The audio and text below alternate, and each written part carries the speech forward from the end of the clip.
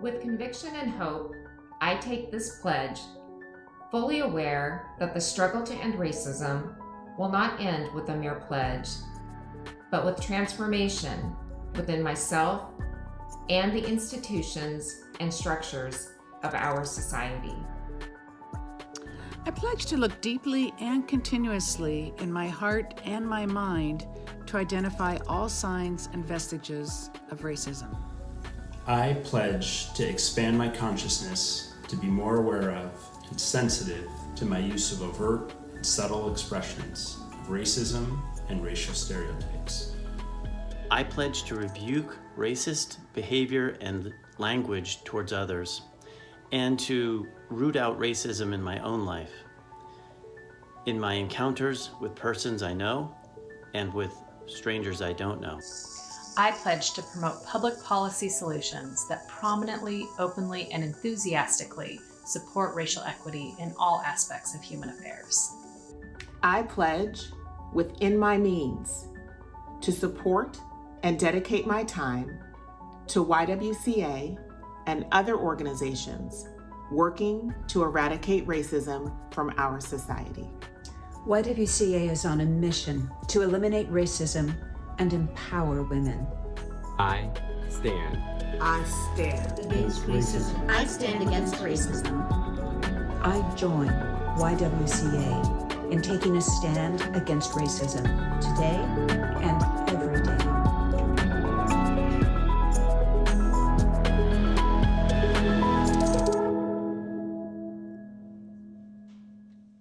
Good afternoon.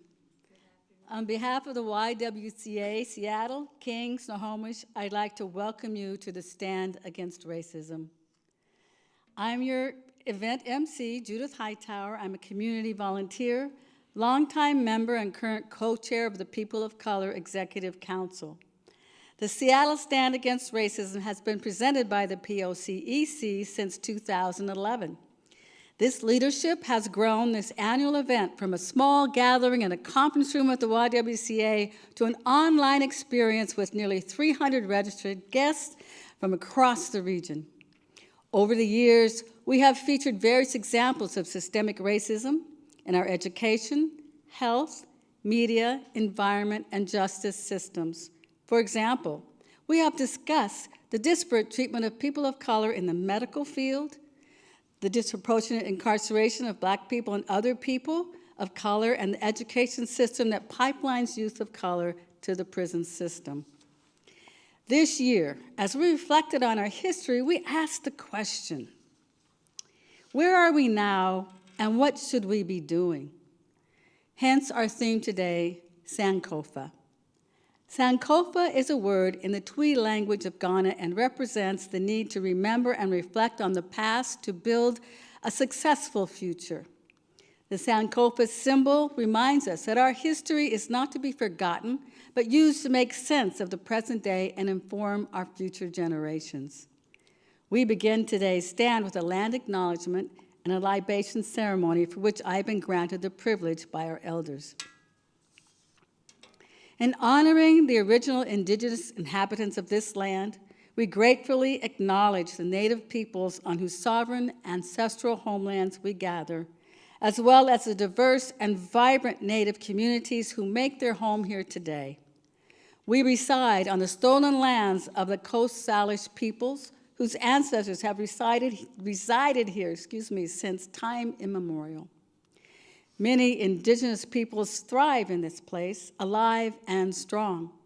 We pay our respect to the Coast Salish nations and ancestors of this place and reaffirm our relationship with one another and to remind ourselves that by being here today, we strive to remedy this injustice through our beliefs and action in helping to steward and uphold historical and sacred spaces within and around Seattle and the Pacific Northwest. As I pour the libations, which asks our ancestors to come and be with us in this place and make it sacred, please respond with Ashe, which means so be it. We pour libations to honor our ancestors, all those who came before us, upon whose shoulders we rest, and our elders whose shadows we follow. We pour libations to honor the past that we might learn from it. We pour libations to the remembrance of our ancestors who died during the Middle Passage, ancestors who suffered enslavement, uprooted from their homeland. It is because of them we are here today. Let us say, Ashe.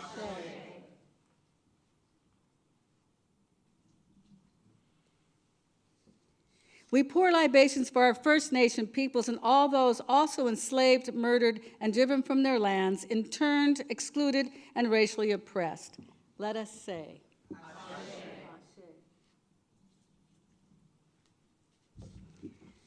We pour libations to all those who fought and resisted enslavement to help free our people, and all those who in the 60s fought for civil and human rights for all people. Let us say,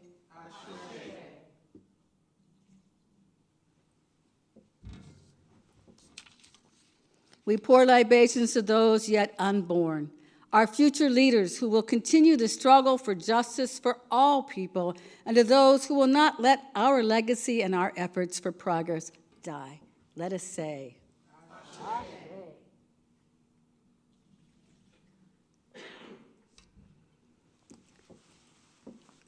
I love to make a difference in the world. These are the words of Elmer Dixon, a revolutionary for the 21st century with more than 38 years of experience in diversity, equity, inclusion, and belonging. An executive, trainer, author, and speaker, Mr. Dixon draws from his life online experiences as a Black Panther Party leader in the early movement days to his journey as an internationally renowned expert in diversity, equity, inclusion, and belonging. As president of Executive Diversity Services since 2010, Mr. Dixon uses his knowledge of intercultural fields of study, inclusive best practices, coupled with his revolutionary roots to lead the Seattle-based company's diverse teams in designing and delivering impactful high-level training in cultural competency, organizational development, team building, and conflict management to more than 200 companies and organizations. Mr. Dixon is also the current president of CTAR US, Society for Intercultural Education, Training, and Research. His 2003 TEDx talk at the University of Tulsa is entitled Stories from the Revolution's Front Lines, and he has lectured and taught at universities in Finland and France. His new memoir, Die Standing, From Black Panther Revolutionary to Global Diversity Consultant, recounts his extraordinary journey as co-founder of the Seattle Black Panther Party, fighting for freedom, justice, and human rights, while warding off assassination attempts to executive boardrooms, it's not that funny, and sets the historical record straight about the Black Panther Party's programs and legacy, while providing lessons for today's social justice activities about working for collective change based upon the party's strategies and achievements. Please welcome Mr. Elmer Dixon.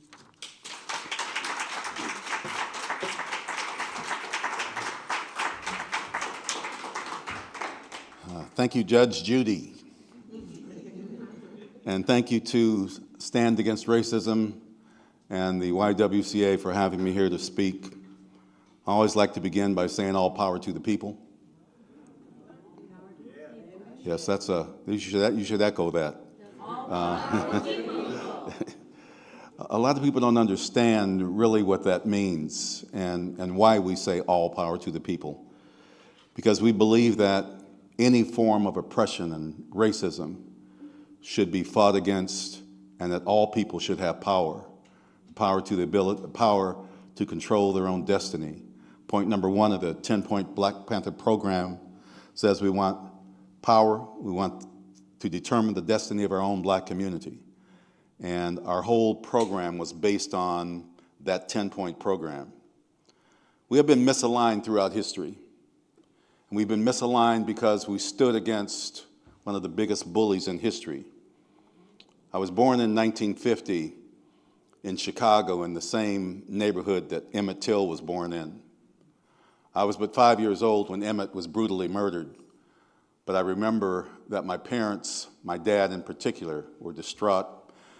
They grew up in that same neighborhood, and my dad wrote a poem that was published in one of the local Black newspapers there,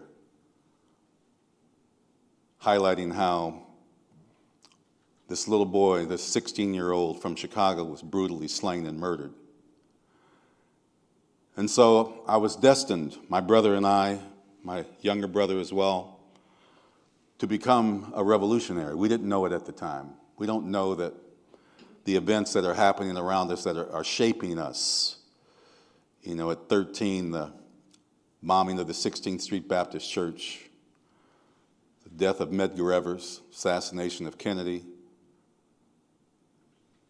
3 civil rights workers that were slain on the side of the road in Mississippi, the death of Malcolm X, the insurrections, not riots, in Detroit, Watts. You don't know what impact these things are having on your psyche. It wasn't until a brother by the name of Stokely Carmichael came to Seattle in 1967, and all the black kids from around the city went to Garfield to hear this brother speak. And if it's the one thing that I remember Stokely saying, is that the reason why black people don't have freedom is because you hate yourself. You hate the color of your skin. You've been taught to think that everything black is bad. And he went through the list of things. Good cowboy wears white, bad cowboy wears black. The good knight rides a white horse, the bad knight rides a black steed. Angel food cake is white, devil's food cake is black. You want to get clean, you got to go buy a soap called White Magic. Y'all remember that? Whoever's old enough to remember the soap White Magic, to get the black off. And as initially I was scoffing at that because I grew up in a melting pot neighborhood up in Madrona. And in Madrona, while the CD was 77% black, we were right across the street from the Madrona playfield. It wasn't a park then, it was a playfield. And the kids in that park, that playfield, were Chinese, Japanese, Filipino, Latino, white and black, rich and poor. Because unbeknownst to us, we were on the edge of the red line. And my 2 best friends were white, lived on the other side of the red line that we didn't know existed. And so when Stokely said those words, and I had marched along with others in Seattle when I was 11 years old with King, when King came here. And I remember King saying that judge a person not by the color of their skin, but by the context of their character. This is what our parents raised us on. And so when he said black people hate themselves, you know, immediately you think, well, is this anti-white? No, it wasn't about anti-white. It was about loving who you are. You know, I remember then in that moment that on that playground, that if a kid dared call me black, those were fighting words. I ain't black. What you talking about? That's because I was hoodwinked. I was misled. As Malcolm said, I was bamboozled. And so at that point, my political consciousness was born. Today they call it being awoke. And right-wing extremists will tell you that awokeism is a bad thing. When you look up awoke in the dictionary, it says being conscious of your awareness, of your surroundings, conscious of yourself and your surroundings. So what could be wrong with being conscious? You see, the oppressor wants you to be unconscious. The oppressor wants you to believe that everything is fine. You know, so we were misaligned even before we were in the Black Panther Party, which was founded in 1966 by Huey Newton and Bobby Seale.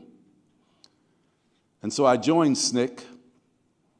That fall, me and my cohorts founded one of the first, if not the first, high school black student unions on the West Coast at Garfield High School. And we had to disrupt our classes, disrupt the assemblies, got kicked out of school several times for not saluting the flag and not playing the national anthem, and finally they gave in and gave us a BSU because we organized this all-school boycott, and they thought that only a few black students were not going to go to class, and they didn't realize that we had grown up with the Chinese and Japanese and white students and Latino students, and nobody went to class. And so they had to give us a BSU. Months later, we got a call from Franklin High School because a sister wore her afro to school. And the vice principal kicked her out, sent her home, and said, you can come back when you have an appropriate hairdo. See, our hair to white folks was not appropriate. So we went to the school. They called my brother Aaron and Larry Gossett and Carl Miller and E.J. Brisker, who had founded the BSU at the UW. And we all converged at the Beanery across the street from Franklin, met with the students. We said, what do y'all want? They said, we want a BSU like you at Garfield, and we want a Black Studies program. So I remember Larry said, are you ready? And they said, yeah. So he said, let's go. Went right across the street, marched up into the school, kicked the principal out, kicked the vice principal out, kicked all the counselors out, and took over the school. And we said, we ain't leaving. We stayed overnight. Next day, we got a call. It was the principal begging us to leave and that they could have a BSU, they can have a Black Studies program. Please get out of my office. We answered the phone, Franklin High School.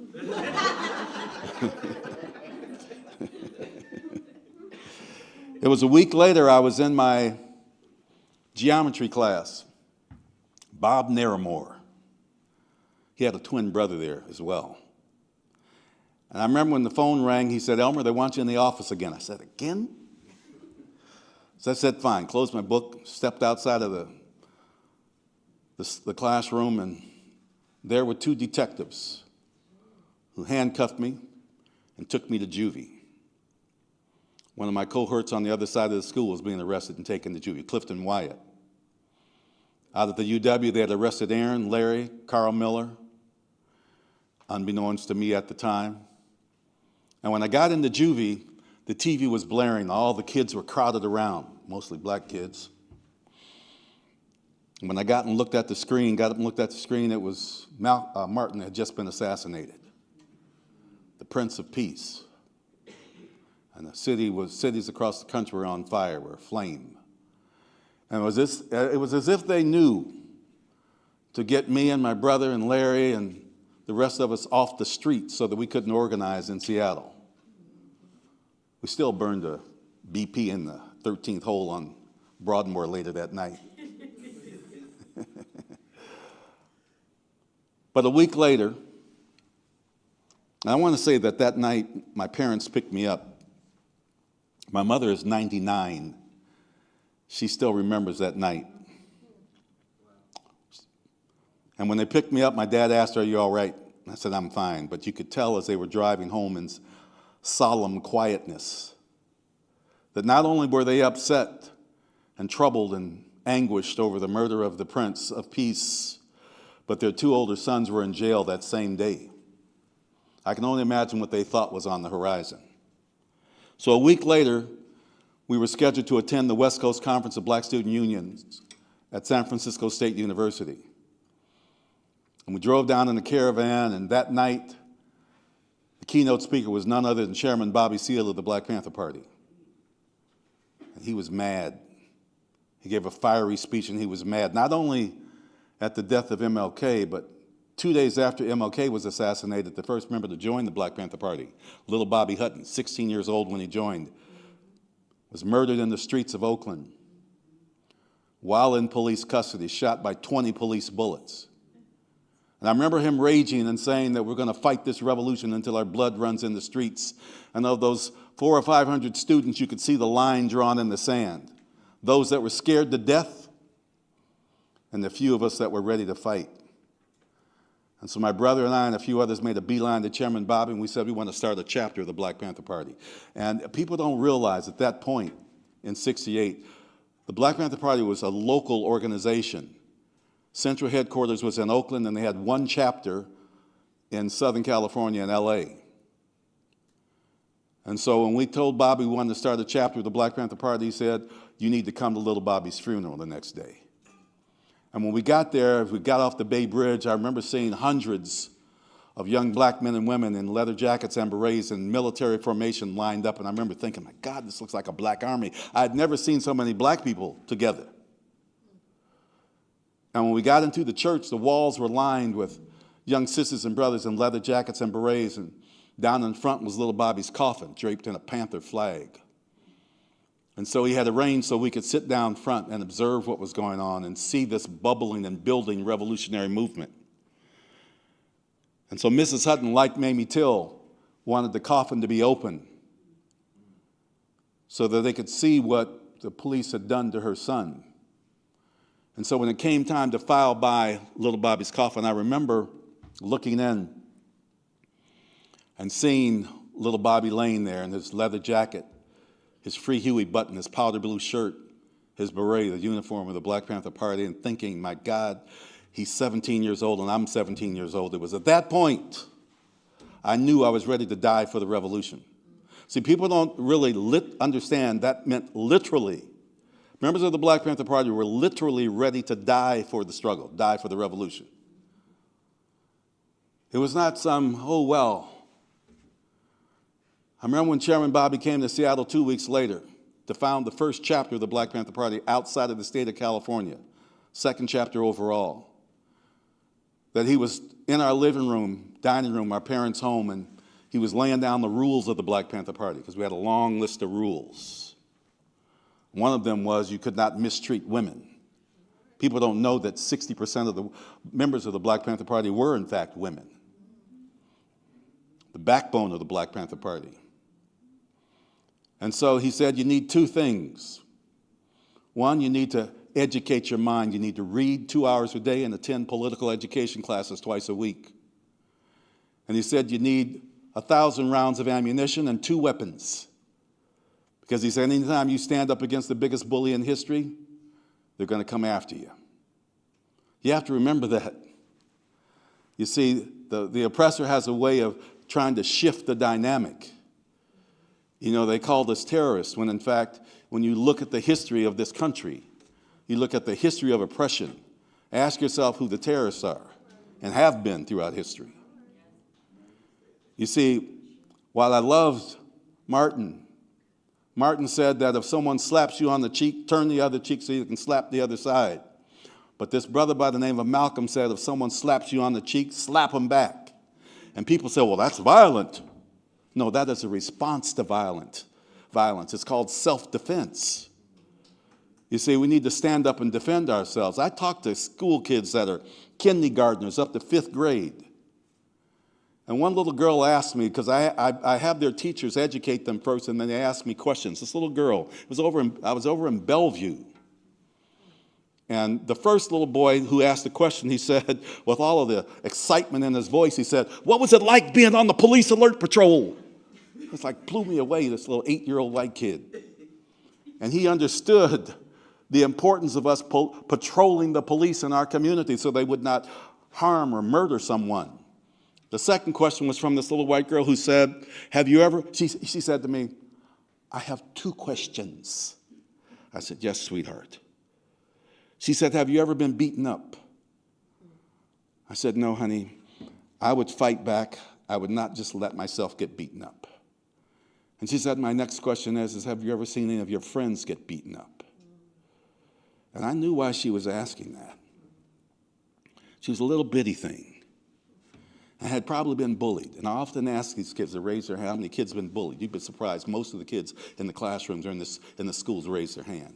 And I tell them, you cannot just stand by. You have to help your friends. You have to love each other. And when you think about this revolutionary movement that we were in, it was about standing up for freedom. It was standing against injustice. And it was taking a stand, which was why we built this revolutionary movement. And people confuse our programs for social service programs. They weren't social service programs. We were building the revolutionary movement. These were programs, we called them survival programs, pending revolution. Because we knew that people could not survive the conditions within America without, having a survival program that attended to their needs. Point number 2 says we want full employment for our people. Point number 3 says we want an immediate end to the robbery of our black communities. We want decent housing fit for the shelter of human beings. Yet we're the terrorists? And so we engaged in these programs to build this revolutionary movement, the survival programs, the Children's Free Breakfast Program. We embarrassed the federal government into feeding kids because we were feeding 2,000 kids here in Seattle every single day a hot breakfast before they went to school. That was program number 2. The Police Alert Patrol was program number 1, where we carried a shotgun and a law book and followed them in the community and confronted them to make sure that they weren't murdering people in the streets.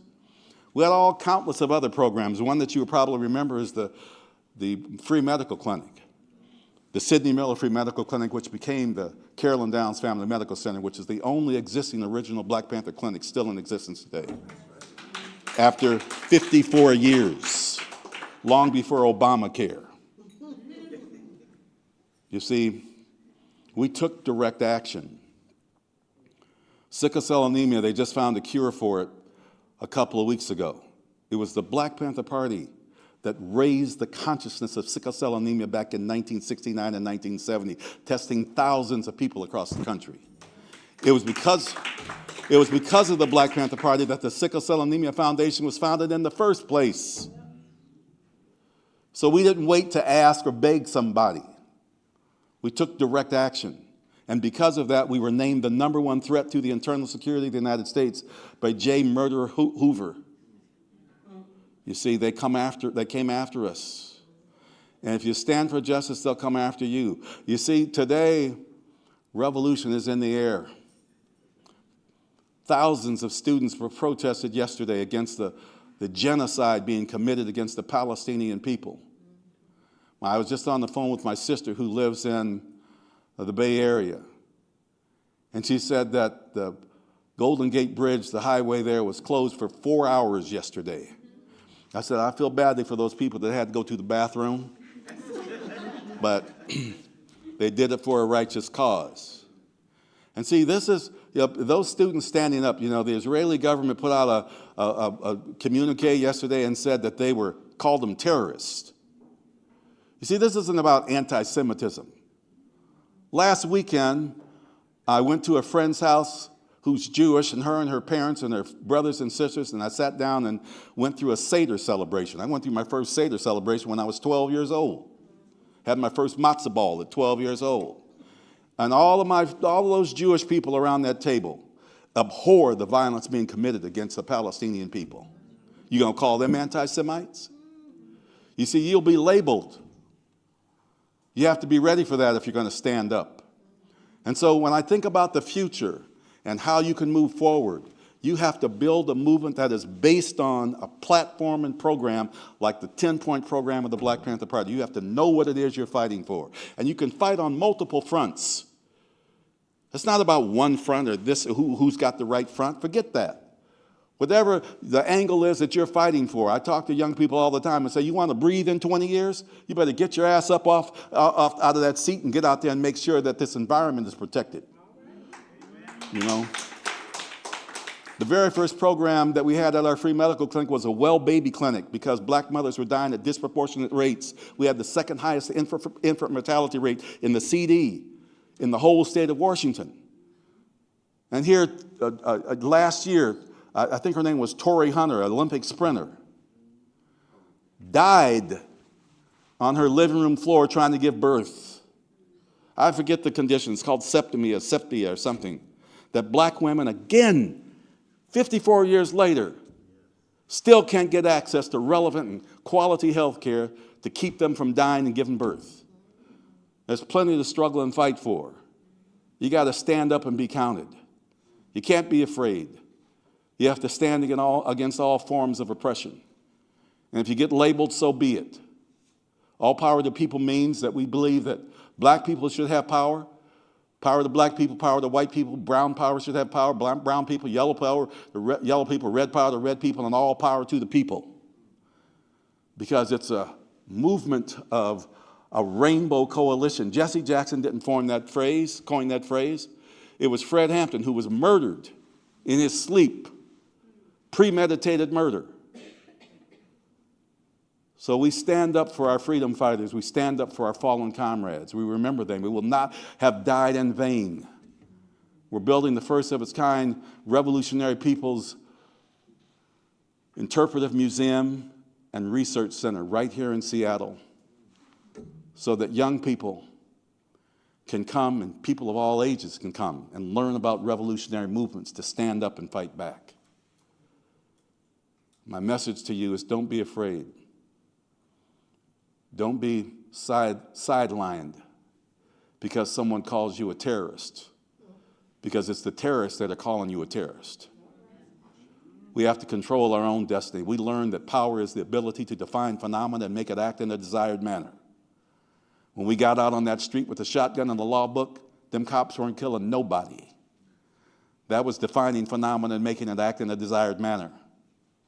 And so we're controlling our narrative, not only through the books that we write, but also through the museums that we're building, through our newsletter. In fact, when Huey said we're going to have our own newspaper, the Black Panther Intercommunal News Service, it was because we were controlling our own destiny. That's power. That's having the ability to define phenomena and make it act in a desired manner. You have that power. So stand up and be counted. Don't be hoodwinked. Don't shrink back. Be the strength that you know you can be. All power to the people.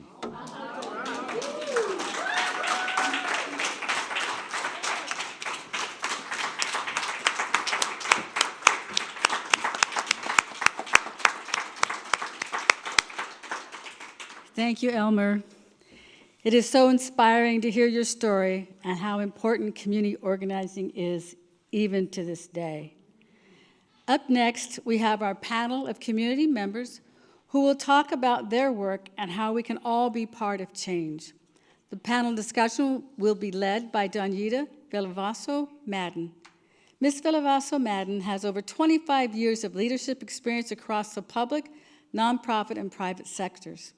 She is the owner of Lucy Yee Management Consulting and the founder and executive director of The Red Peel, a nonprofit focused on creating partnerships to disrupt and dismantle systems of oppression. Please welcome DonYeta Villavaso-Madden.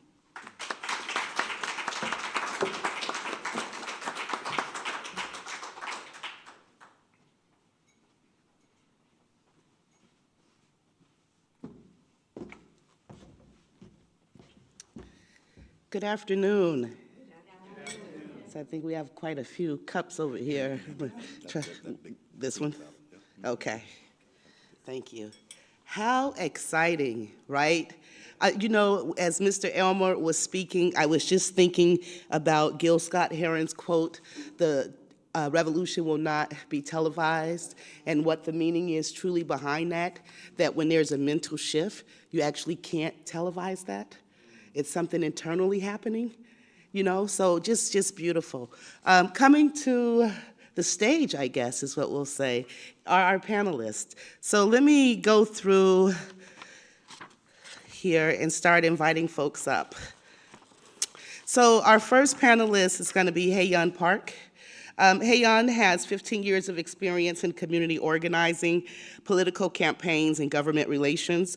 She has a background in shaping legislative agendas, particularly advocating for anti-poverty policies. Hyeeun is committed to anti-racist policies and empowering communities furthest from liberation. She was a National Urban Fellow at the City University of New York, where she earned her MPA. Hyeeun lives in Seattle with her partner and cat. Next, we have Dr. Benjamin Danielson coming to the stage. Dr. Danielson is a clinical professor of pediatrics at the University of Washington, where he received his medical degree in 1992.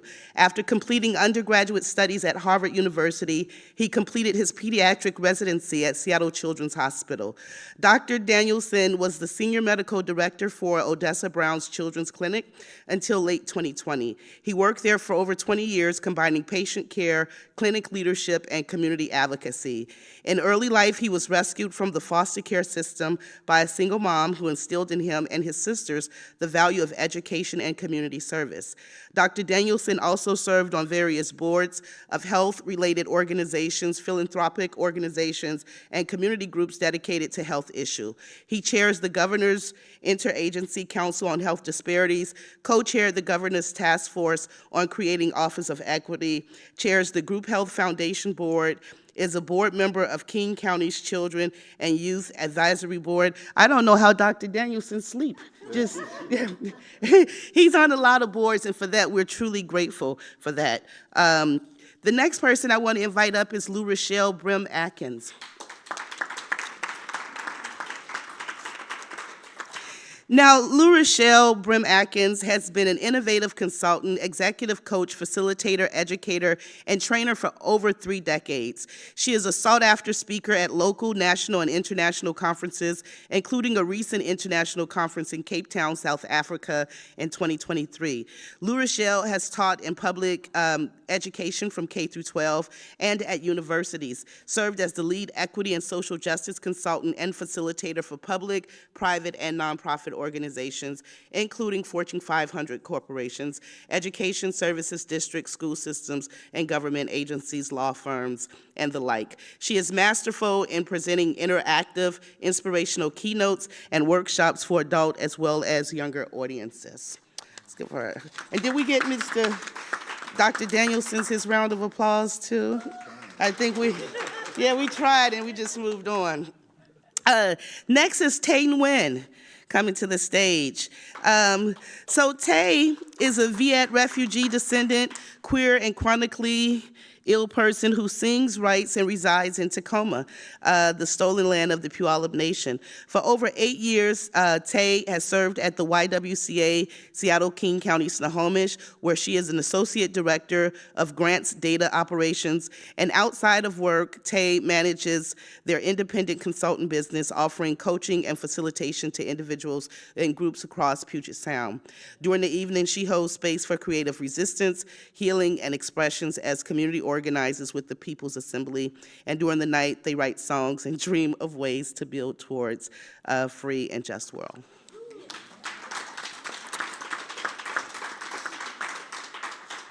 And then Guadalupe Mabry.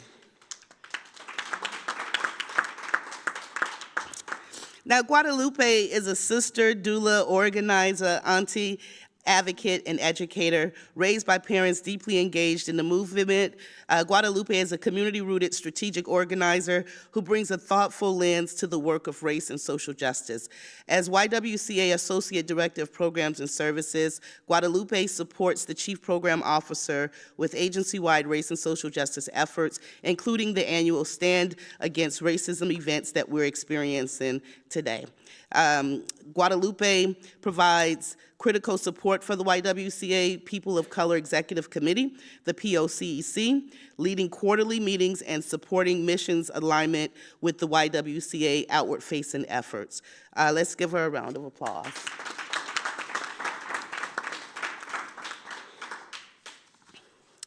Okay.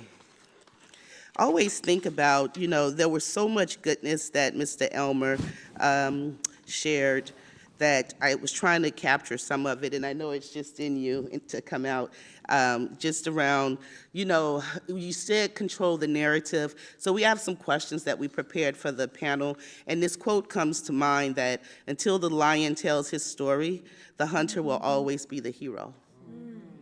Right? Yeah, right. Asheo. Now we can get into it. So let's talk about that. So when we're thinking about, what inspires you to continue to work to end racism, part of that is controlling the narrative, right? And having that revolution, kind of that shift internally. So I want to start with Guadalupe. What inspires you to continue to work to end racism? A lot. That's a tough question to answer, but I think primarily what inspires me is my community, looking at the group of folks that we have here, looking at the folks that live in my community and that I work with and who love me and who love on me and who support me to grow into who I am. I think that I want revolution, and that's my why, and that's why I'm here. and I aim to be able to create community for folks to build that. And that community feeds me and educates me and helps me grow in all these ways that have brought me to where I am today, and have taught me that I am a convener. I'm someone who's going to bring communities together so that we can work towards ending racism, and in that same way, they fill my cup, and that's what keeps me going. Love that. Tay, what inspires you to continue to work to end racism? You know, I don't know about inspired, but I would say that anger was my entry point into racial justice work. As a person of color and a refugee at that, you know, you don't get to exist in this country without constantly being tested on your citizenship, your origin, your command and comprehension of the English language, your knowledge on any given subject matter, including your own life experience, your belonging and your worthiness. I think that of all the emotions I've encountered in my 32 years of life, anger has lived with me the longest. And in a lot of ways, anger has been a fire for me, and fires can be good sometimes.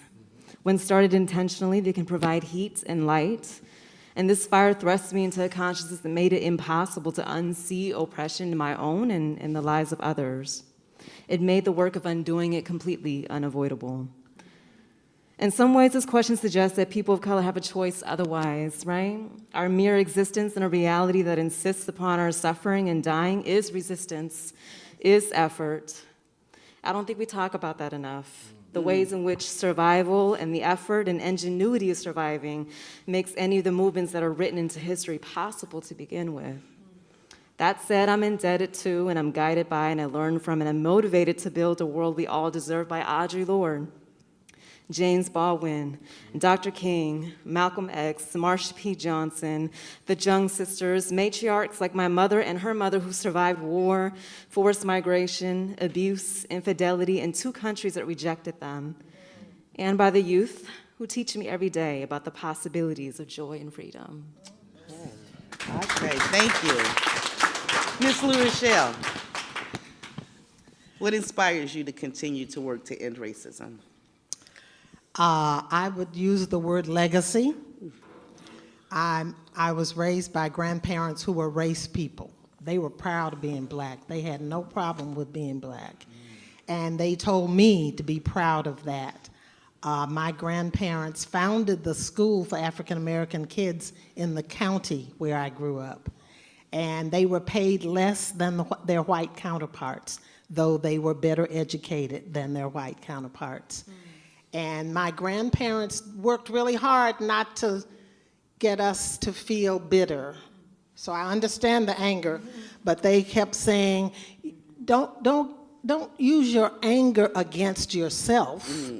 Use it to change the situation. And so I have children and grandchildren. My generation was supposed to solve the racial problem. Did you hear my laughter at that one? It was going to end with my generation. We were in the 60s. We were going to fix it all. And here I am all these years later still trying to help fix it. So what keeps me going is the need to continue the legacy of my grandparents and to make it better, make the world better for my children and grandchildren so that 50 years from now, their grandchildren will not be sitting on a stage talking about how do we abolish racism. That keeps me going. Love that. Dr. Danielson, what inspires you to continue to work to end racism? I'm not sure I know every day, but I still get up and I keep going. I'm here with you all, and that means something. I think a lot about this idea, this way of being that's connected to Sankofa. My why is definitely tied to people I've never met who've been in this fight, to people who've taken the time to teach me, some of you in this room who've taken the time to guide me in my journey of anti-oppression, of anti-racism. People who have passed in our community, the Liz Thomases, the Blanche Levisos, the amazing people who started the Carolyn Downs Clinic. I'm here because of them and because of you. I'm part of a Sankofa that says We are connected to our past. We see our past in the way that the oppressor does not, because the oppressor would love to have us repeat all the things that have happened and get stuck in that spiral of not moving. We see our past. We're connected to our past. We know our ancestors. They are here with us. They're in this space. They move through us. That's part of my why. I'm here in the present with young people who see more possibilities than any of us in this room could imagine sometimes. Young people who do not allow the hardships, the hardness of this world to keep them from their dreams, and I need to do everything I can to make sure that what they see is what they can be. I'm here because of a future that Sankofa says, if we understand that past, if we live in present because we know our past, then our future is beautiful. I'm moved by joy, by anger, but like an angry kind of joy, you know what I mean? Like, I'm mad as hell, and I'm also joyful because, I don't know, if you're not struggling, then you might not know exactly what could be or who you are. And maybe also because it brings us together for a purpose, for a reason, for an idea that is bigger than any one of us in this space, and is everlasting and is inspired by amazing, amazing leaders. I'm here because of you. I'm here because of you, and because of you. I'm here because of all of you. This is the only thing that we can be working towards. And it is joyful, and it is beautiful. And it is not just an idea, it's not just a possibility, it is an absolute. It's a thing that we can make manifest because we are here. Thank you. There you are. What inspires you to continue to work to end racism? Thanks for the question. And I've had some time to hear my colleagues and people that I look up to. And the woman sitting out there, maybe her name starts with a P, ends in Atricia. But I had wrote some things down, but I really just wanted to kind of riff off of what everybody else had said. I often get asked, why are you so angry? And it's sort of like, do you know what's happening in the world? Do you know what's going on? Like, do you know and again, we talk a lot about our past and our ancestors, and I'm a transracial Korean adoptee, meaning I'm the only child of color in my entire adopted family that is of a different race. And so growing up, my past was always carte blanche, and I always tried to find a way to fit in, and that wound up being by erasing myself, making myself invisible. Oftentimes when we talk about racism, particularly anti-Black racism, we never talk about our proximity to Black excellence. We never talk about the humanity that resides within all love and it has no place in hate. And so for me, when I automatically think of what I'm trying to do is continue to build those branches of a rootless tree. I feel like a rootless tree. I know who my ancestors are. I might not know their names, but they're with me every single step of the way of my time on this earth. And until then, all I can do is learn from everybody who has been a blessing in my life to try to piece together where I belong. And it's not a state of being. And I think that's what doing this work and dismantling this work, as so many of you have so eloquently said, whether that is through anger or joy or however you're feeling, there's no wrong feeling. It's how you feel. And based off your own lived experience, that's what we have to come down to, is just that humanity and decency of everybody has a right to breathe clean air. Everybody has a right to a safe and comfortable home. Whatever that is in terms of your own personal definition of liberation, we all have our own responsibility to facilitate that for ourselves, but even more so for other people who are furthest from liberation. And I want to thank Patricia Hayden for helping me understand what that means during my time at YWCA. Thank you. Thank you. Mr. Elmer, I know you gave us quite a lot to think of, but what inspires you to continue to do this work to educate and end racism? You know, we used to be referred to as a lot of other people did, angry black militants. And I want to set the record straight that members of the Black Panther Party fought out of a love for the people, a love for humanity. We are inspired by love first and foremost. Angry may be a byproduct. I may get angry at this or that thing that I'm watching, but make no mistake, I'm not inspired because I'm angry. I'm inspired because I love the people. I would say that everybody up here loves the people. And that's why you do, I don't want to interpret you, but I believe that's why you do what you do, because you have a love for the people. You know, and I'm not inspired just to end racism, because just ending racism ain't going to do it. Right. You know, when black people were brought to this continent to be enslaved, they weren't brought here because they were black. Yes, initially we were dehumanized and said that we were less than human. So let's go get them. So that's what's different about any other form of slavery. You know, when the Egyptians enslaved people, they had them build a pyramid and then they let them go home. But see, black people were dehumanized, said to be less than human. But we were closely linked, slavery, closely, it's inescapable, linked to capitalism. We were here to build profit for the enslavers. We were free labor, not cheap labor, free labor. Built the economy of the South, built the White House, you know, all across this country. It was about capitalism. And so through that love that I'm inspired by, it's to fight oppression, fascism. Racism is part of it. You cannot have a successful capitalist society without racism. They're interlinked. They're interlinked.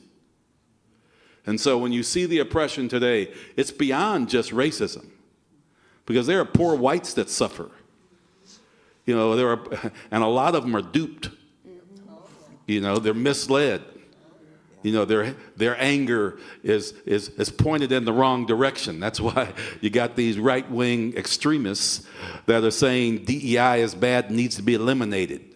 That's why you have right-wing extremists putting in schools in Florida a book that says, oh, black people benefited from slavery. This is in books. I have a grandson, my youngest grandson's 13. He's in middle school in Florida reading that crap. You know, it is part of the plan to confuse and mislead. So make no mistake, this fight against racism, it's connected to this system.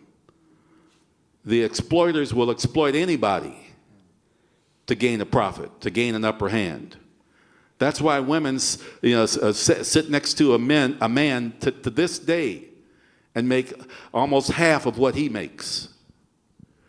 That's why Latino and Native American and black people are at the bottom of the ladder, but whites are close to it. Many poor whites are close to it.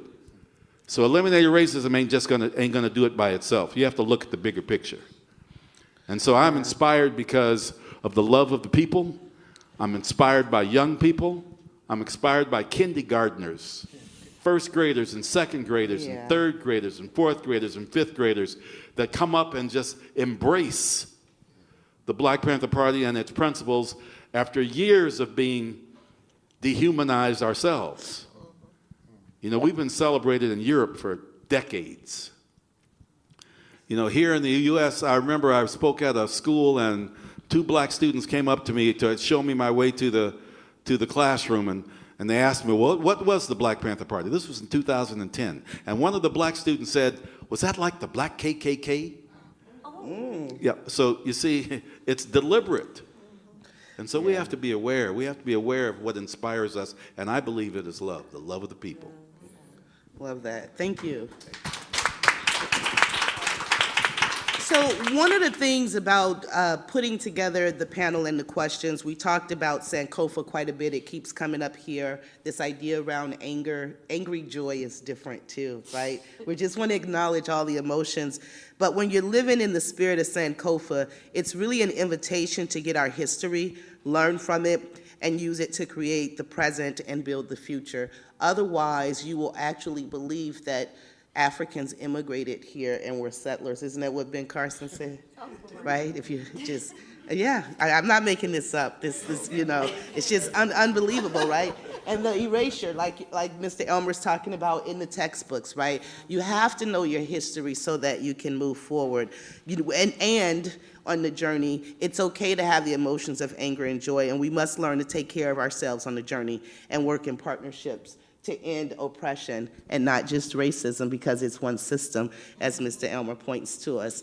I'm going to start in the middle this time with Ms. LueRachelle. Based on the story of your work and passion, what support can be identified by this panel that will move us forward to dismantling racism or systems of oppression?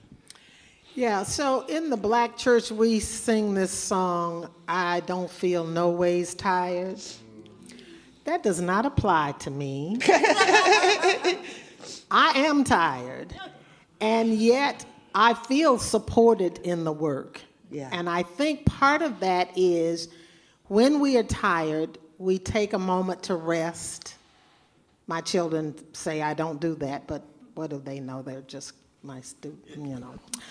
So we take time to rest, regenerate, and come back so that we can live to fight another day. The support that I think we have to get is from each other when we make a personal commitment to say, if I see it, I'm going to stop it.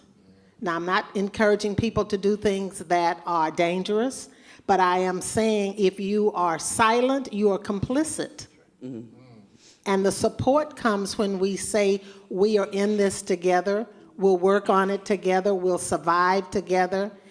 And, you know, that's like everybody. I encourage people to go to places where they've never been. Go to places where they are uncomfortable. Very often when I'm coaching executives, I say, well, when's the last time you went someplace when you were in the minority, Mr. White Male? Yeah. And they say, well, I haven't had that experience. Yeah. So I require that they go get that experience, because people of color go to work every day and have that experience. Yeah. So get support by saying, let me immerse myself in someone else's experiences, so that I'll know how someone else feels sometimes. And people of color have to do that too now. Don't think I'm just saying white people. Absolutely. We all have to do that. Go to some place where we need to have the experience that other people have so that we can appreciate that. Now, given saying that, I would also say that when you go, you need to figure out how to be respectful when you get there. Because we have people who will come to Black churches and get up and leave after the music ends.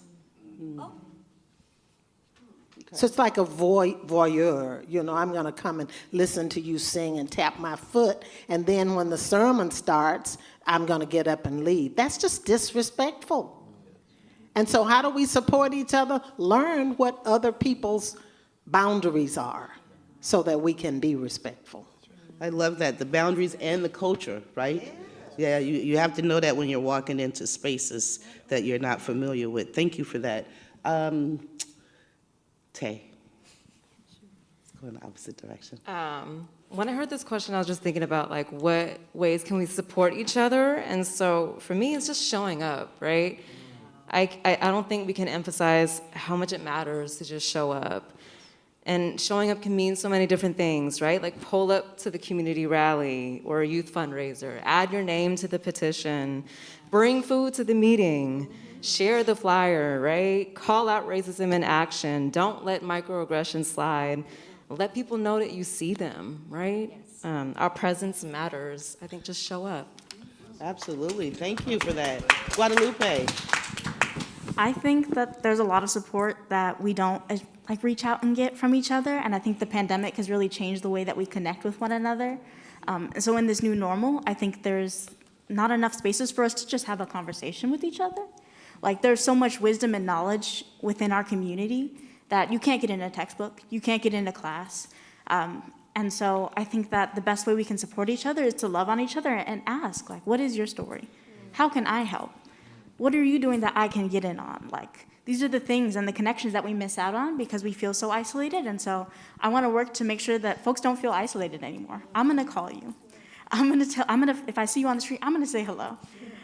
And so just that, going back to what we used to do, and everyone used to know each other. Everyone used to be able to tell you where to get this, who to talk to about that. I want to get back to that, and that's what I work to do, is to make sure that if I have something that Tay needs, Tay's going to get it. I'm working in solidarity. I'm not working against Tay, and your fight's my fight. And so showing up for each other and making those spaces accessible and making community accessible again, and if that means it's still virtual, I want that space to have interpreters. I want that space to have translation. I want that space to feel welcoming. Because there's community online and in person, we just have to work to kind of get back to building that together. Thank you for that. And even in the moment, we have to have adaptive strategies, right, and adaptive leadership. So even in the framing of these questions, when we were planning, we've kind of switched the question up a little bit in real time so that we're talking about dismantling systems of oppression and not just racism, right, because they go hand in hand.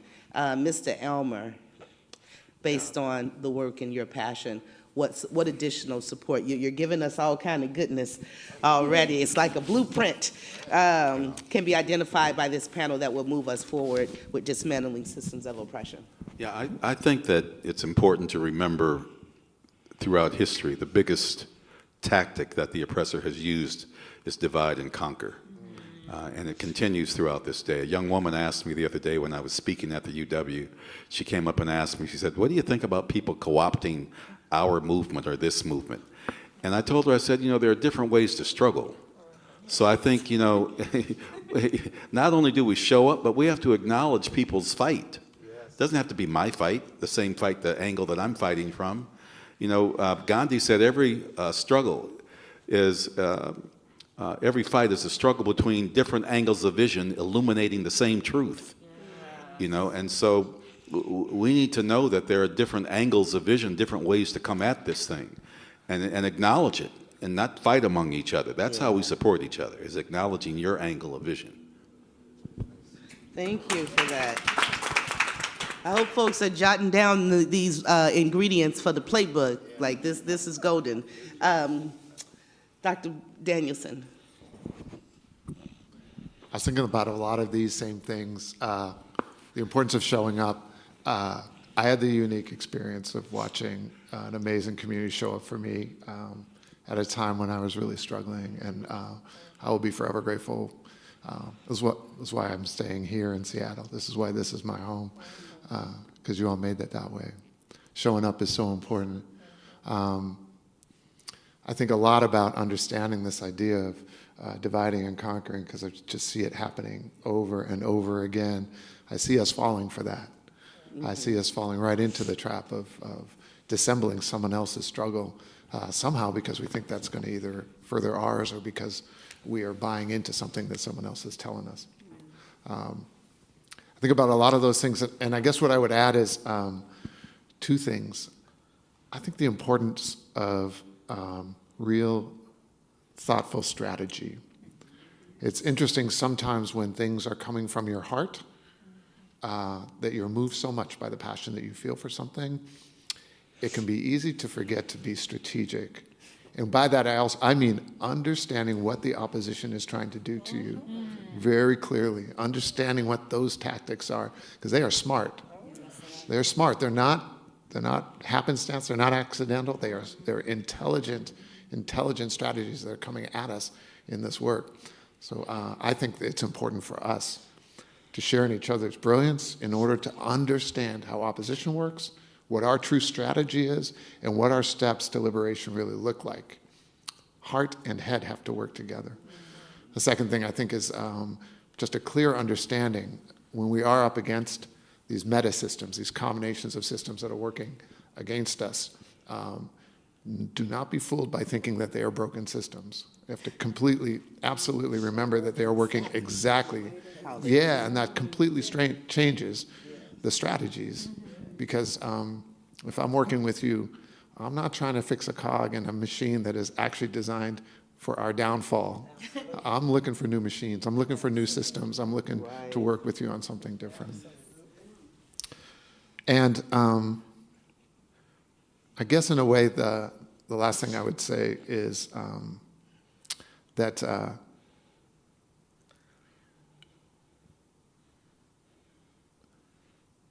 there is something important about sitting with struggle, about sitting with it and holding it. I feel like the white oppressive world wants us to rush to solutions and check boxes and be in a very fix-it-in-the-moment strategy. This is going wrong, so that must be the one solution. What I've learned from Black communities that I've grown up in, we know how to do things by many solutions, by many strategies, by many approaches. We have a plan A, B, C, D, E, and F, because we know in the real world, when one thing gets in the way, you need other ways to get through. That's how we survive, that's how we move. If we only have one solution, then we create our own failure very easily. I think we need to think about how we sit with struggle, how we sit with things, how we understand and hold things, hold for a moment. The number of bodies that rest in the ocean, in that middle passage, that will never be part of the space and the names and the progeny and the families that are here today, but are so much part of this struggle that we have to own, honor, and respect, that there is something bigger than what we know of that's happening. To own the idea that we all deserve dignity among all other things, that freedom without dignity is just another form of wandering, and that our ultimate dignity is how we hold ourselves together, how we honor and respect and understand each other. Okay. Thank you for that. Hey, let me have you respond to the question based on the story of your work and passion. What support can be identified by this panel that will move us forward to dismantling systems of oppression? I think this question is a yes and kind of deal, where we talk about showing up, where we talk about learning from one another, and just being in this panel's presence today. I feel very privileged and humbled, and I just want to say the one thing, if you know anything personally or professionally really about me, is that I love policy. I love rulemaking. That's my new thing. But anyway, what I really believe is when you have that lived experience, we can point to so many examples. I can remember my first incident of experienced racism, and some kid told me that, like, why are your eyes so flat and why are your eyes so closed? What happened to your eyes? And I remember I told an adult that, and I said, I don't know what to do. I don't know what to do about this. I was really little. And the person said, why don't you just tell them to go jump in the lake? And I was like, what? Just, what?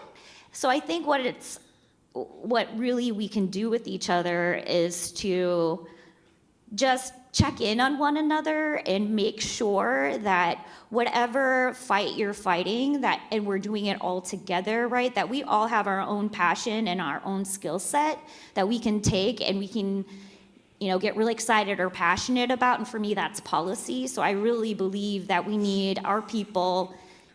I know I'm going to get some pushback because I have this little abolitionist inside of me that's like, don't always be complicit in these systems and think you can eat it out like a parasite from the inside out. But I am a yes and person, and I believe when you see an injustice here, you're going to see it anywhere. Like, that has always been said famously, but I think when you have an example of what you know is truly unjust, what can you do to contribute to getting to the people impacted the most, centering them, and if YWCA has taught me anything is that we must center Black women, children, and families, and in any which way that you intersect, that you need to ensure that people who have these lived experience, it's not just about, right, like we talked about anti-Semitism, or we talk about anti-Asianness. You know, when the Black Lives Matter movement was happening, you saw all these other communities pop around, and I'm only gonna speak about my own community, which also doesn't believe I'm a part of that community because I'm an adoptee. But on top of that is just, as someone that has always felt that I'm on the outside looking in and felt isolated growing up as a child, where are my people? My people are here. But the thing is that whether I know you or I've worked with you or I have not had that privilege or pleasure to do so yet, guaranteed, whether we get along or not, we will still be doing the same thing that makes the world somewhat make sense to us in a way that we can genuinely feel like we're liberated, that we're living our lives. We're not just surviving, we're not just talking about what it is that we can do and strategy. We gotta put that into place and then come together and figure, okay, where from here now? It's the iterative portion. So I think in that case, it's just yes and, because I don't know everything, I don't know anything, honestly. And as I get older, I find that to be truer every day. So while my face looks young, this body ain't. And I just wanna say that centering Black women is gonna be the only way that we can give any kind of credence to getting at those who are most impacted and furthest from whatever it is, housing, health, you know, whatever that is. Yeah, I love that. And just the idea, right, that you really, I always tell leaders, you just need 15% of the solution, because then that forces you to seek 85% in collaboration with others, right? Yes. Right? So it's like, otherwise, if you feel like you're always right, then you never can be taught. You know, my grandmother used to say, what you don't know makes two worlds. Yeah, that's what she used to say, you know, and I've learned that to be true. You know, she's deep and profound now that she's gone, right? But when she was here, I didn't hear it, right? I felt it though. Yeah, I couldn't hear it. So we have a third question. And one of the things I do want to just kind of lift up, as we talk about, you know, dismantling systems and how to move forward and the need for collaboration, I think in this work, there is something cunning and baffling about systems of oppression that forces us to compete. It is the fabric of America. It's a book called American Cultural Patterns, where it's very intentional, this fear and playing into fear and exploitation of people. I didn't make it up. It's a book. You can find the book. I did it in graduate school, American Cultural Patterns. So it's why you see political campaigns talk about fear as a strategy. You don't want these people living next to you. You don't want this to happen. You want that wall down there, right? Just kind of pay attention to, like, it's cunning and baffling, but it's something that always happens. But I would say that, you know, racism has been such an eroding force that has categorically denied equitable justice, impeding core humanity values. And if I could see you as less than human, and I can categorize you as less than human, then I can't identify with your pain. Right? It's why we allow folks to be incarcerated in solitary confinement. Beyond what is reasonable. And when is it ever reasonable, right? You see, so it's like, if I don't see your humanity, so that when a Trayvon Martin is killed, right, I don't see the pain of the mother or the humanity there in that piece. So, and it should not take another George Floyd public murder, a pandemic, an opiate crisis, chronic houselessness, or any public display of inhumane treatment to touch the humanity inside each of us for a call to action. So the starting point is the shoulders of who came before us, which is what we're talking about with Sankofa. And our third question is really, how might we inspire and partner with each other to create and be the change we seek? And part of that is ending all systems of oppression, especially racism. Let's start with, I know Mr. Elmer, he's going to take us to church. So I'm going to start with Guadalupe, and we just come on down here. because I know you're gonna seal it up for us. Yeah, I think the best way for us to work together is for us to talk, like I've discussed, but also for us to provide tangible examples of folks of how you can actually get involved. I feel like a lot of conversations we have, we talk about these grand things like, oh, show up. What does showing up mean? What are examples of showing up? Sign the petition, like Tay said. Share the post. Participate in your community's mutual aid. Like, there are so many ways for us to plug in that we just don't know about, and these things aren't accessible. So I think that mainly goes to connecting with each other. So I'm gonna tell someone about the stuff I know, so that if you could use it, great. If not, you'll keep trucking.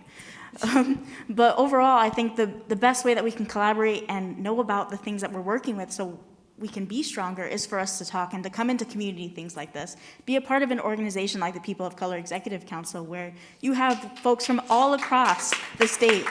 Yeah, clap for that. We have folks from all over the state, multi-generational organizers who have done this work, who are doing the work, and who want the work to continue. There's a lot of youth, too, that are organizing, and this divide between youth and then elders and the work that we're doing, there doesn't have to be that divide. We can work together and in collaboration, and I think that's the first step to being able to collaborate, is to be able to figure out what we're doing. And so figuring out those avenues of how we can communicate. Is there a Facebook page? Is there a Twitter? Is there a YWCA newsletter I can read? Things like that that are able to connect you with our community are the things that are gonna be able to be avenues for change. Thank you for that. That just to flag the intergenerational connection. So when you say social media, because all of us aren't on social media like that, but I think that's great. I love that. Tay.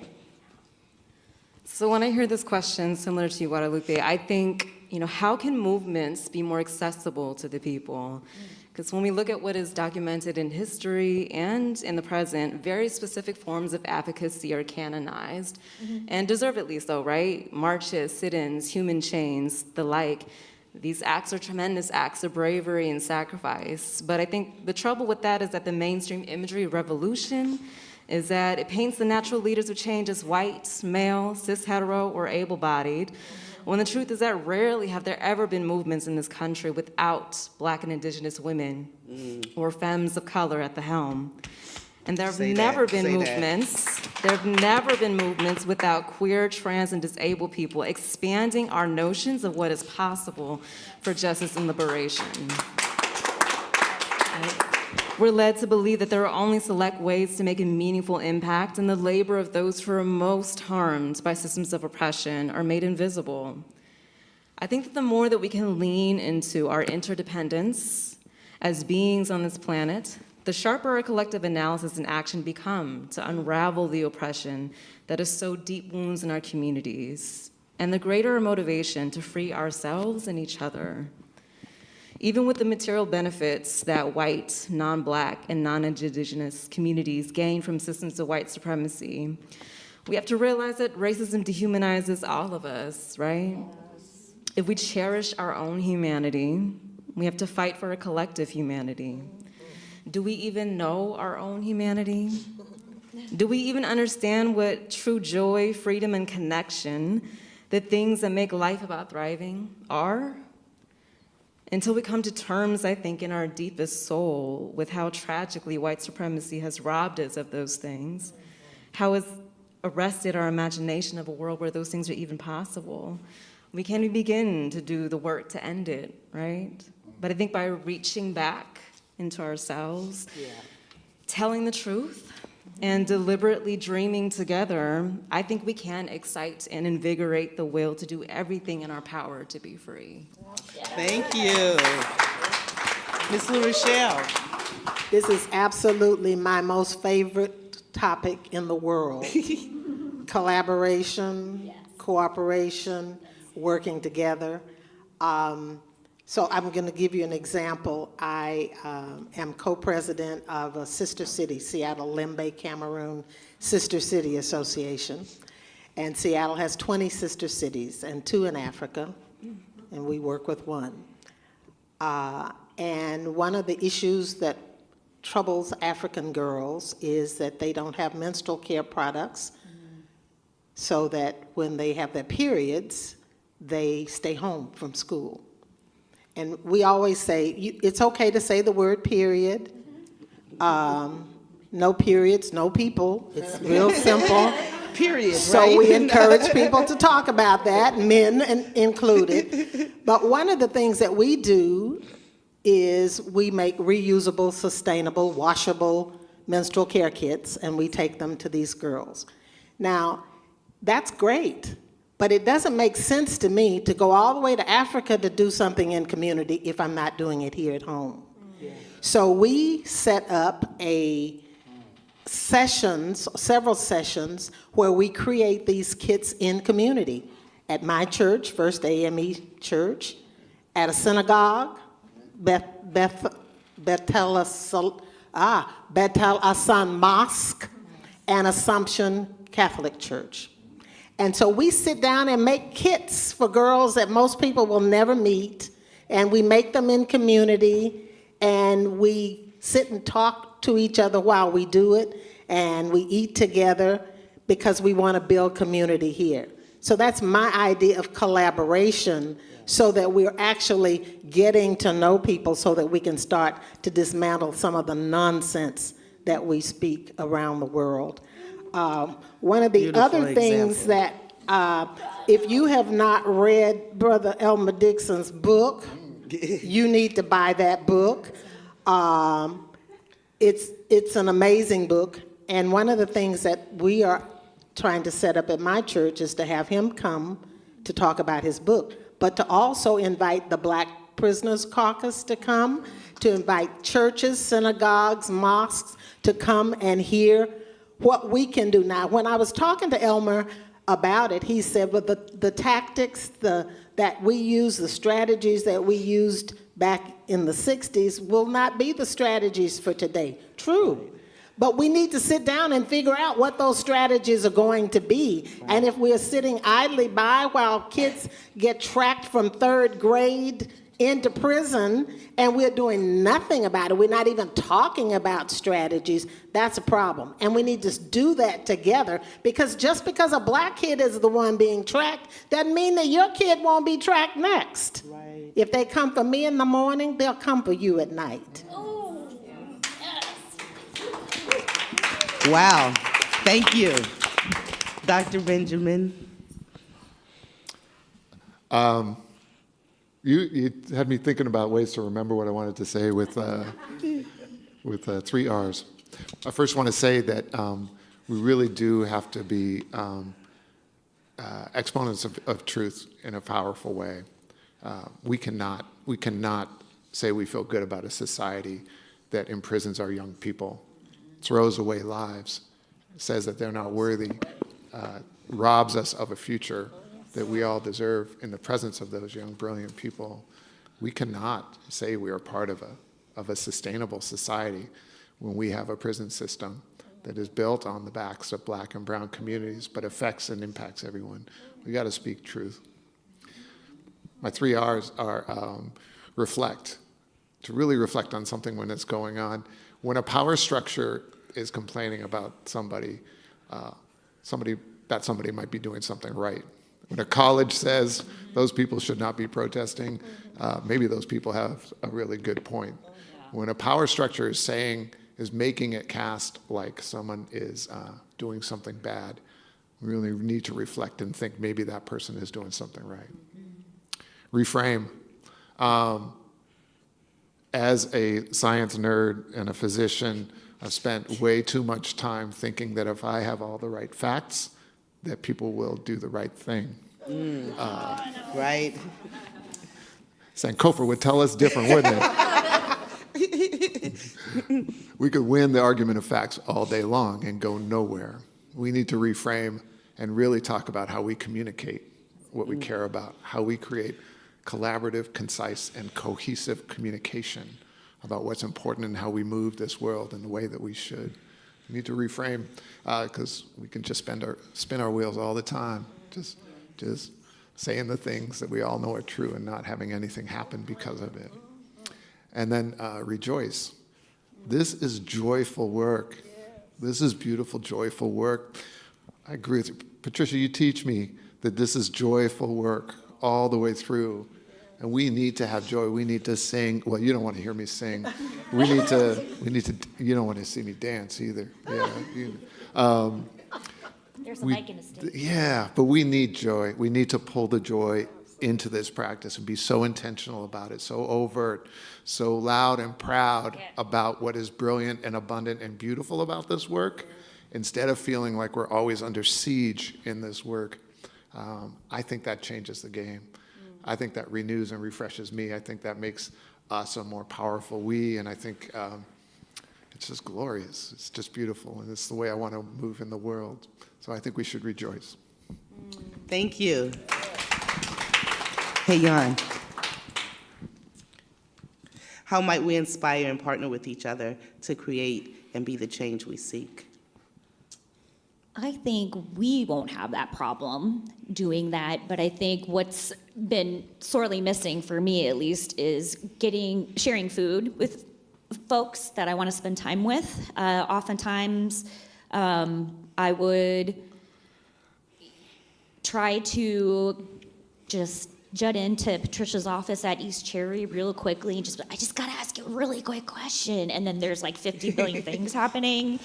But she would always come back to me, and I think that is one of the rare skills, whether you want to call that a soft skill or hard skill or whatever.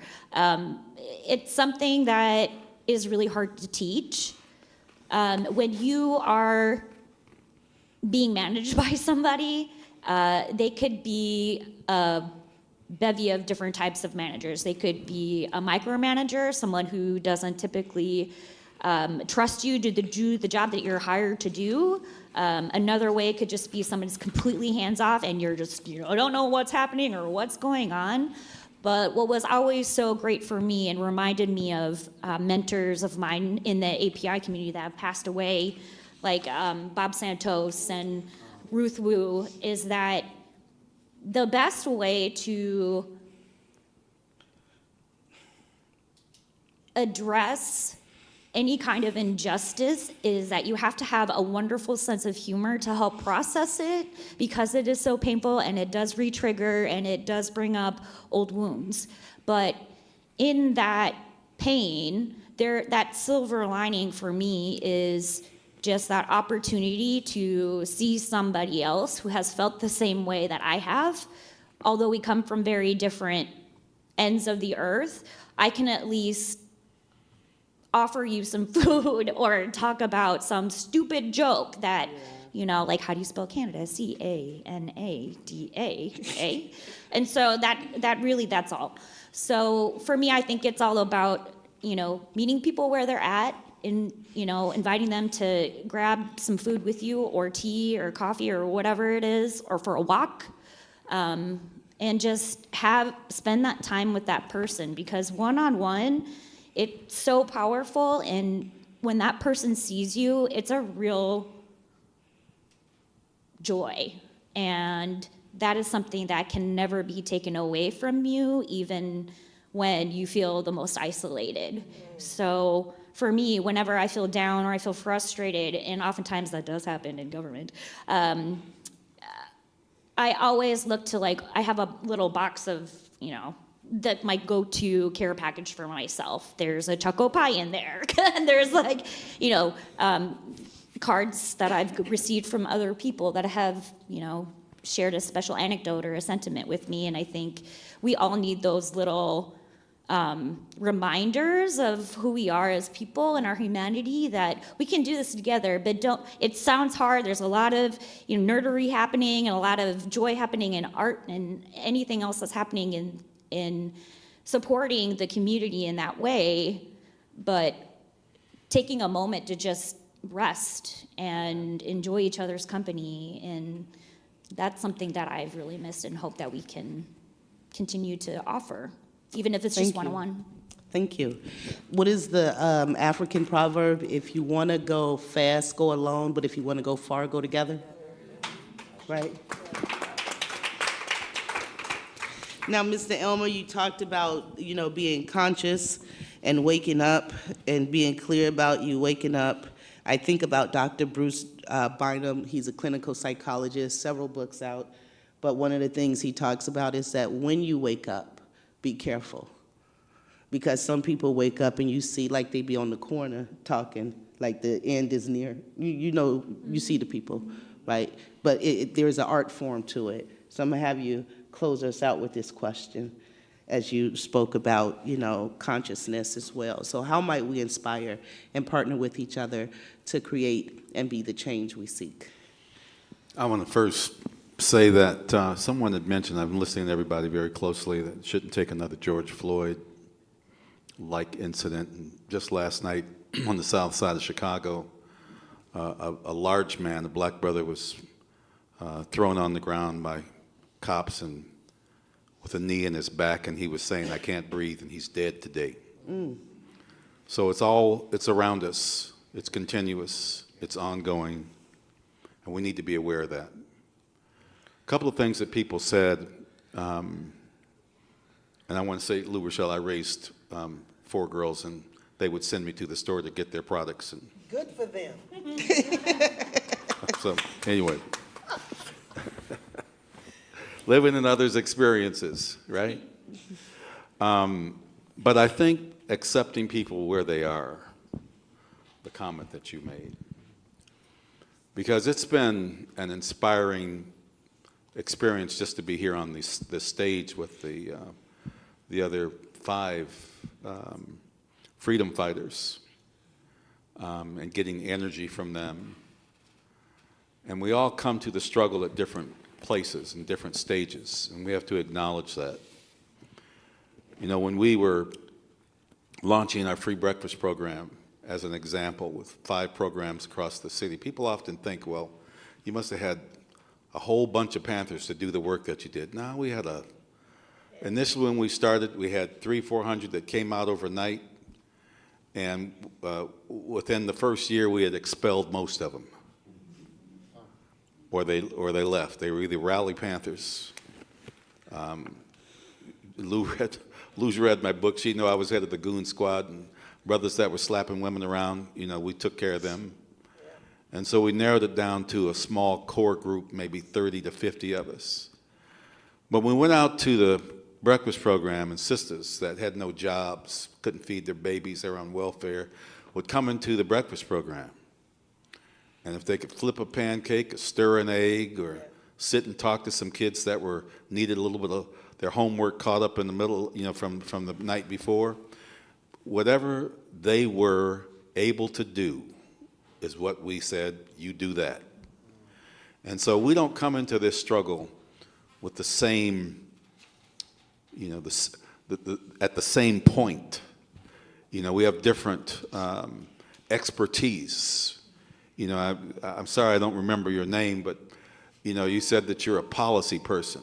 You have to realize that people have a certain thing that they do that's excellent.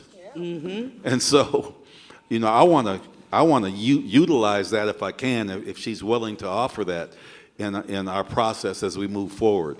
And, you know, you can't spread yourself too thin, you know, but you can say, well, here's a little piece that I can offer you. And here's a piece that I can offer you back. That's supporting each other. And that's what we did with these people in the community. We had people that cooked, and we had like free dinners and lunches out in the community. And sisters would come and make, that's where I first had my first 7-Up cake. And what the hell is a 7-Up cake? And this sister, she was from Arkansas, made a 7-Up cake.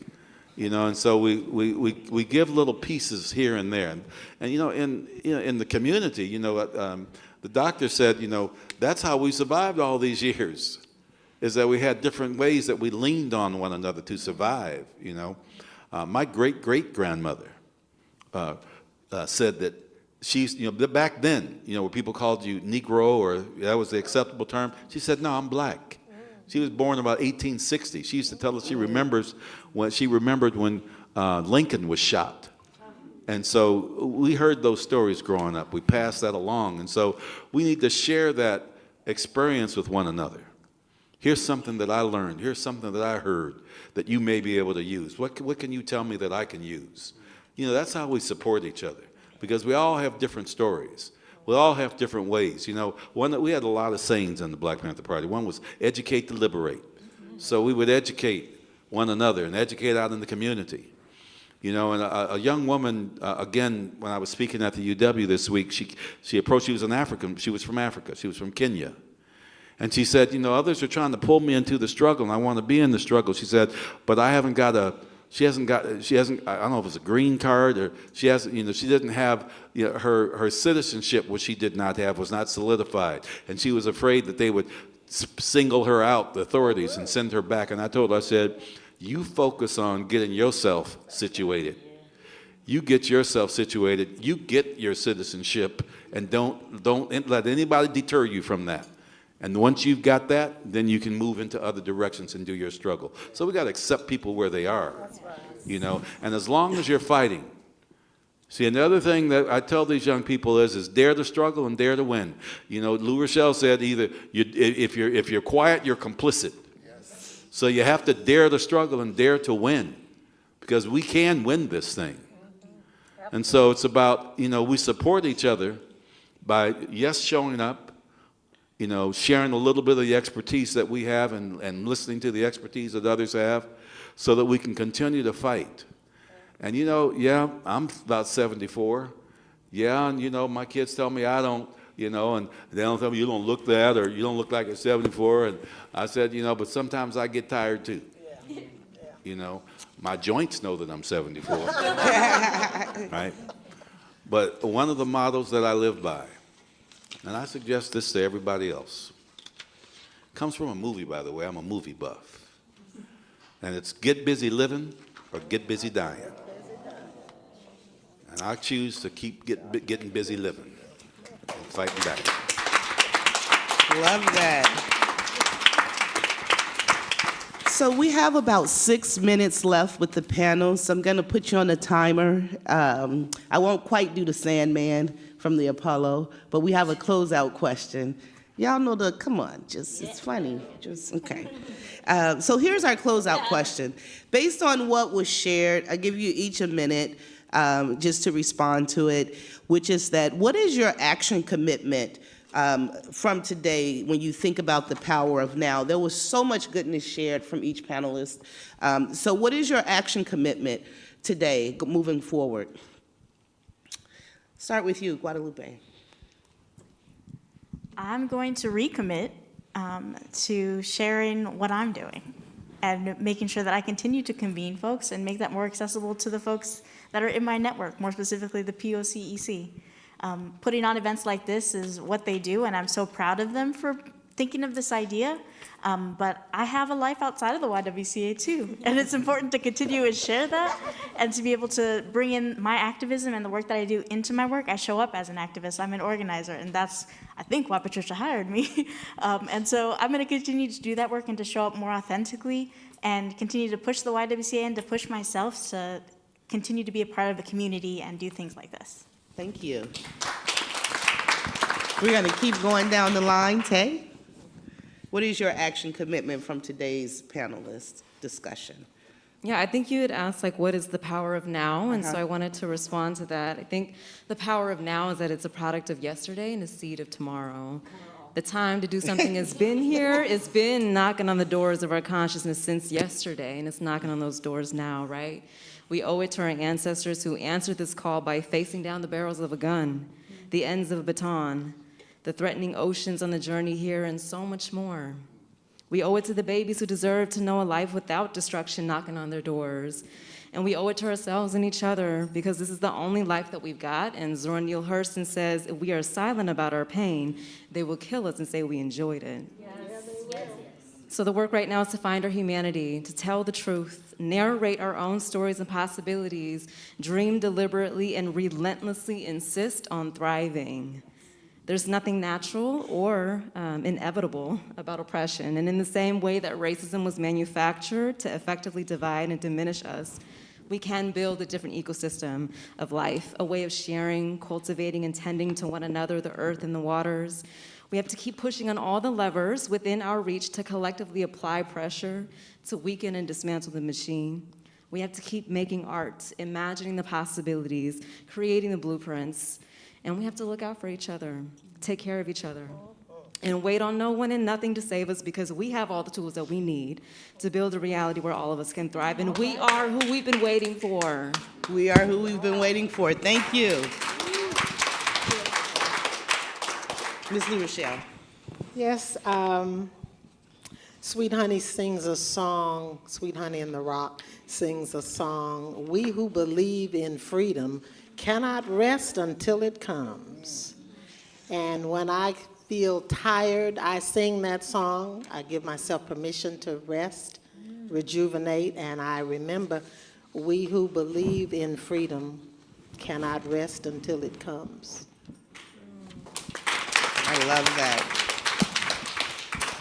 Dr. Danielson. I think this conversation and you all just inspire me on some Angela Davis kind of thread to stop accepting the kinds of things that I'm told that I'm supposed to tolerate, and really be intolerant of the things I know I can't accept. And I think I did not say that right, but the theme on that is good. It's a call for me to be more true to myself and true to the people I believe in, and act as if I know that. So, yeah. Thank you. Hyeeun? I am going to continue to commit to centering Black women, especially Black trans women. I also want to just put out there that I do like food and I do enjoy talking strategy. So if there's any policy need, be happy to help contribute that to making sure that we can be co-conspirators in our own liberation, because we can't be free unless all of us are free. Love that. Thank you. Mr. Elmer. There's an African greeting in Swahili, Bantu, other cultures that goes sawubona when they greet someone, which means I see you. And the response is I am seen. And so it's important that we see each other, and I see each of you. And when we see each other, then that's how we stand strong. That's how we continue to fight. So sawubona, I see you, and I am seen. All power to the people.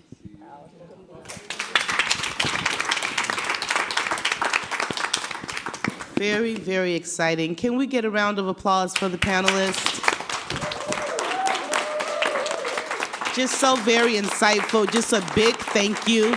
And I'm going to invite Renee to come up to help close us out. Renee is the co-chair of the POCEC. Oh. Thank you. I'm going to go this way. She was moving stealthily. I didn't see her.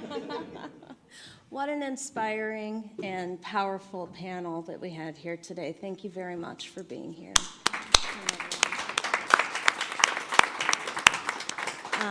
I am Renee Cogdell-Lewis, and I am the co-chair of the POCEC and also a YWCA board member. I hope you feel as inspired as I do to take some action in your community and get involved with some of the work our panel discussed. Events like these bring awareness to the work, past and present, being done in our community to move the needle of justice. As part of a nationwide campaign of YWCA USA, the Stand Against Racism helps raise awareness of the effects of structural racism and strengthens a community of anti-racist organizers and advocates.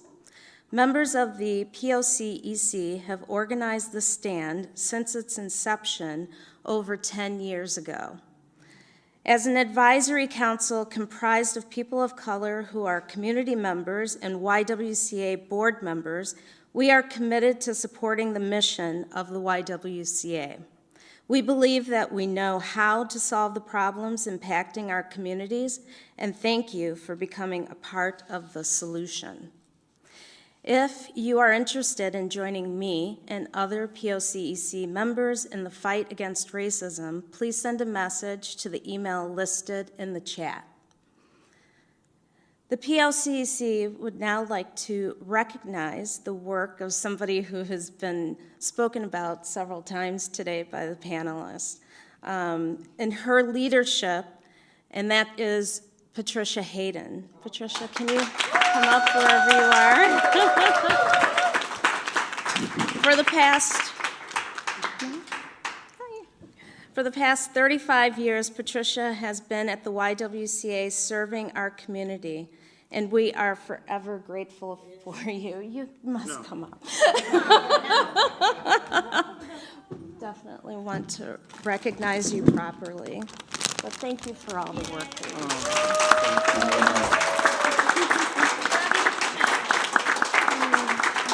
We will miss Ms. Hyeeun tremendously. She's been an inspiration to me, and as you can see, for many others. Is there anything that you'd like to say? Power to the people. Yeah, this is a surprise and clearly emotional, but I just want to thank everybody. Thank the POCEC. The panel was fantastic. Yes. I've had the pleasure of working alongside these individuals for quite some time. We have moved from colleagues to friends to family. Thank you very much.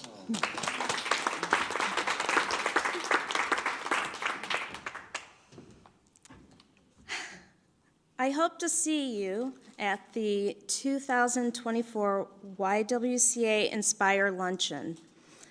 That's going to happen on September 19th at the Westin in Seattle. Our keynote speaker will be Mae Jemison, the entrepreneur, engineer, physician, former NASA astronaut, educator, and humanitarian. This event will be in person and live streamed, with registration opening in June. We thank everyone for coming today. The resources mentioned are linked in the chat. These can be found on the YWCA website, along with a recording of this program. On behalf of the YWCA, Seattle, Kings, Snohomish, and POCEC, thank you. Keep standing against racism today and every day, and we hope to see you again next year.